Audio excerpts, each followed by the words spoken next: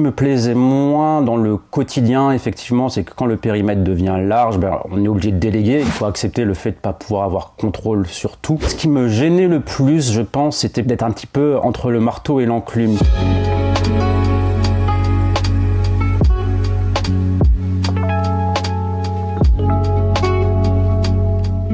Le déclic, ça a été il y a 7-8 ans. J'ai été manager pour la première fois d'une petite équipe que j'ai montée. C'est ma première expérience en tant que manager. C'était un peu dans l'inconscient de se dire que je passais les étapes. Beaucoup de choses qui me plaisaient, on va commencer par là, parce que c'est quand même hyper gratifiant et on a des responsabilités. Ce qui me gênait le plus, je pense, c'était d'être un petit peu entre le marteau et l'enclume. C'est-à-dire que souvent, il y avait des décisions qu'il fallait accepter, qu'il fallait digérer et qu'il fallait faire passer aux collaborateurs sans forcément être aligné avec cette stratégie-là. C'est super intéressant ce qu'il dit parce que ça montre bien que derrière finalement cette évolution professionnelle ne se pose pas non plus la question de que représente cette case-là, ce passage-là.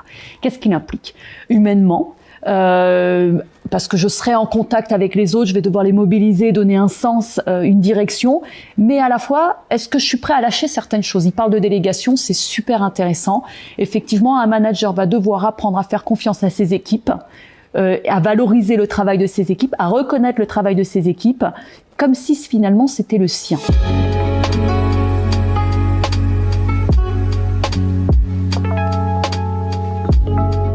Aujourd'hui, je me sens plus comme un coach parce que voilà, on est entre 3 et 5 et j'ai pas l'impression d'être hyper directif. Je propose des solutions. Tout le monde contribue à la politique avec ses bonnes idées. J'adore pouvoir construire la feuille de route à plusieurs. Et du coup, comme c'est quelque chose qui est fait à plusieurs, ça a du sens pour tout le monde et tout le monde est hyper impliqué et je trouve que c'est génial. Le bon manager, c'est celui, comme je disais tout à l'heure, au lieu de regarder exclusivement sa carrière et la prochaine étape, c'est de regarder où en est mon équipe et si je fais grandir mon équipe, je grandirai avec.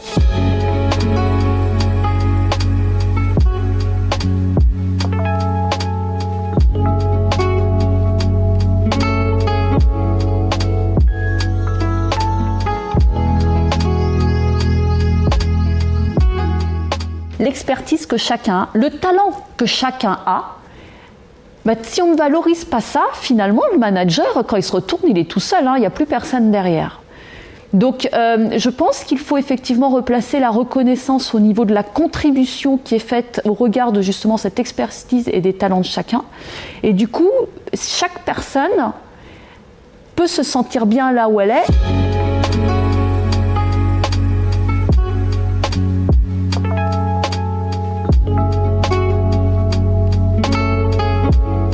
Le monde du travail a changé, le rapport au travail a changé, les indicateurs sur la santé au travail ne sont pas au beau fixe. Je pense que le manager doit être aussi un préventeur et être un préventeur, c'est être à l'écoute de ses équipes. Mais quand j'entends par exemple des managers me dire la prévention c'est quelque chose de plus sur mes épaules, je ne sais pas si je vais pouvoir faire avec la charge de travail que j'ai, ça questionne deux choses.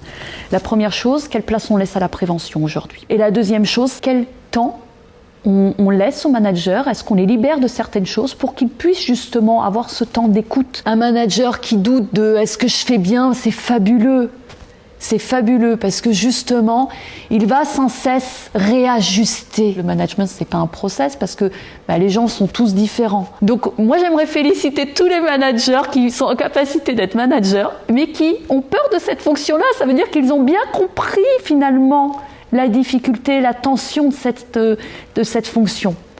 Donc bravo.